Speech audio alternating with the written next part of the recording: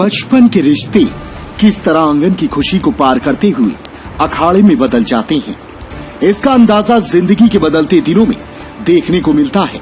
कुछ ऐसा ही घट रहा है कानपुर के एक दंपति के साथ, जिनका कसूर मात्र इतना था कि उन्होंने बालिग उम्र होने के नाते लव मैरिज कर ली थी, जिसकी सजा मिली तो 14 साल के लिए परिवार से अलग कर दिया। फिर अचानक तरस आया तो घर बुलाकर पुरानी यादों को ताजा किया। अभी कुछ ही दिन बीते थे कि फिर से उन्हें घर से बेघर कर दिया गया, और तो और इस बार तो उनको अपनी जान का दुश्मन बताते हुए मुजरिम बना दिया। साथ निभाने का वादा निभाने वाले इस दंपति ने अपने प्यार को शादी के बंधन में क्या बांध लिया कि परिवार ने 14 सालों के वनवास की सजा सुनाते हुए परिवार से अलग कर दिया। फिर याद आई तो बुलाकर मरहम लगाया और फिर 2 जून के निवाला छीन लिया। अभी मन भी नहीं भरा था तो छोटे से लेकर बड़ों ने मिलकर पिटाई भी कर डाली और उल्टा उत्तर प्रदेश पुलिस की 112 नंबर की सुविधा का फायदा उठाते हुए दोनों को मुजरिम साबित कर दिया, जिसको बताते बताते इस दंपति की आंखों में आंसू टपकने लगते हैं।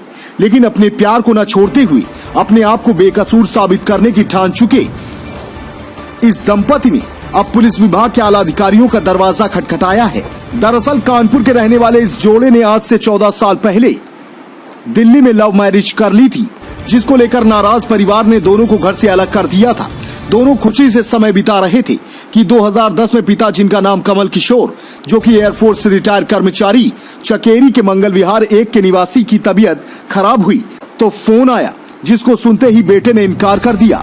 लेकिन रूबी को तरस आ गया और अपने पति को मनाते हुए एक बेटे का फर्ज अदा करने का समय बताया तो मंजू को अपनी ससुराल जाने का मौका मिलता है। जॉनसन पहुंचते ही बेटे और बहू को देखकर खुश हुए परिवार ने दोनों का स्वागत किया। फिर कानपुर में ही एक साथ रहने का दबाव डाला। अरसे बाद माता पिता का प्यार देख दोनों ने रजामंदी करते हुए दिल्ली का घर छोड़कर परिवार के साथ ही रहने लगी।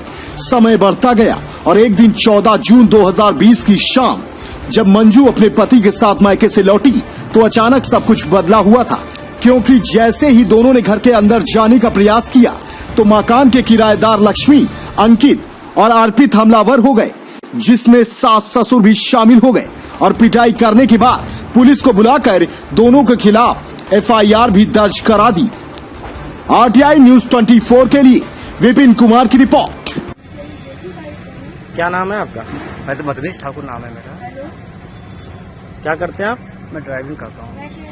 अच्छा, ये जो आपके घर का वो माहौल जो फैला हुआ है आपके घर पे, तो क्या है ये, क्या पूरा मैटर?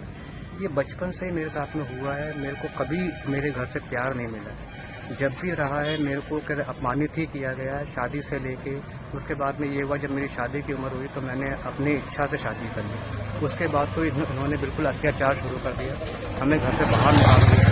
फिर 2010 में जब ये बिल्कुल सीरियस हो गए, मेरे भाई की वाइफ ने इनके साथ में जब हाथापाई करी है और इनको अटैक करने लगा, तब इन्होंने मुझे दिल्ली से बुलाया। मैं सारा सामान अपना काम धाम छोड़ के मैं और मेरी वाइफ आ गई।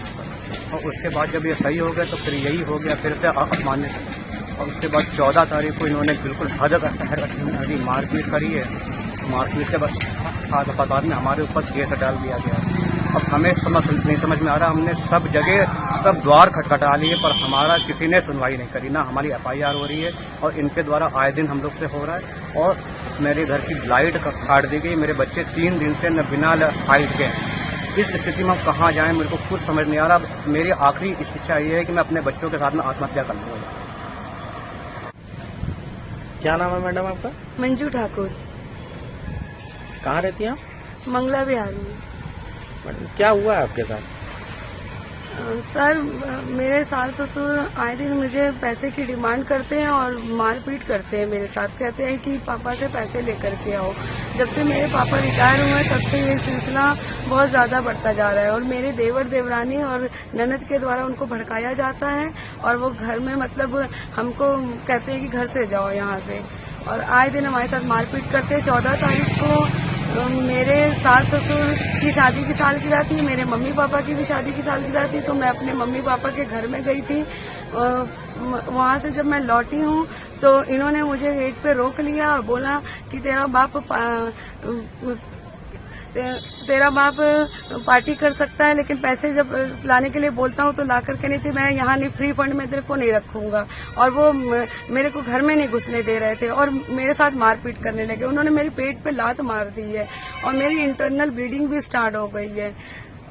और उससे मेरा 1-1.5 महीने का गर्भ था, वो भी मेरा खत्म हो गया है। और सर हम इतने परेशान हैं कि हम क्या करें। उन्होंने हमारे कमरे की लाइट काट दी है। मेरे बच्चे ऑनलाइन पढ़ाई नहीं कर पा रहे हैं।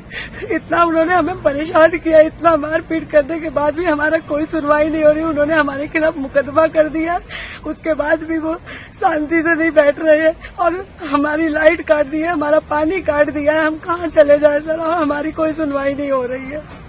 प्लीज मेरी मदद करिए। हमने हर जगह रिपोर्ट दी है, अपनी एसएसपी ऑफिस में भी दी थी, हमने डीएम के उधर दी थी और थाना चकेरी सब जगह करी थी। ये पेपर्स भी हमने दिए। देखिए हमारी कहीं कोई सुनवाई नहीं हो रही है। सिर्फ वो कहते हैं कि हमें मारपीट हुई है, हमारा जबड़ा तोड़ दिया, जो कि झूठा मुकदमा उन्होंने बनाया है। और वो अपना सीनियर सिटीजन का भी आप उठाते हुए हमको परेशान करते हैं। आए दिन हमारे साथ मारपीट करते हैं, हमें घर से निकालने के लिए उमादा है। ननद का लड़का रख रखा है, देवर का लड़का रख रखा है, लेकिन मेरे बच्चों के लिए कोई स्थान नहीं है। हम कहाँ चले जाए। देश प्रदेश की हर छोटी बड़ी खबर के लिए सब्सक्राइब करें हमारा चैनल RTI News 24 और बेल आइकन दबाना ना भूलें, जिससे हर खबर आप तक पहुंचा सके हम सबसे पहले।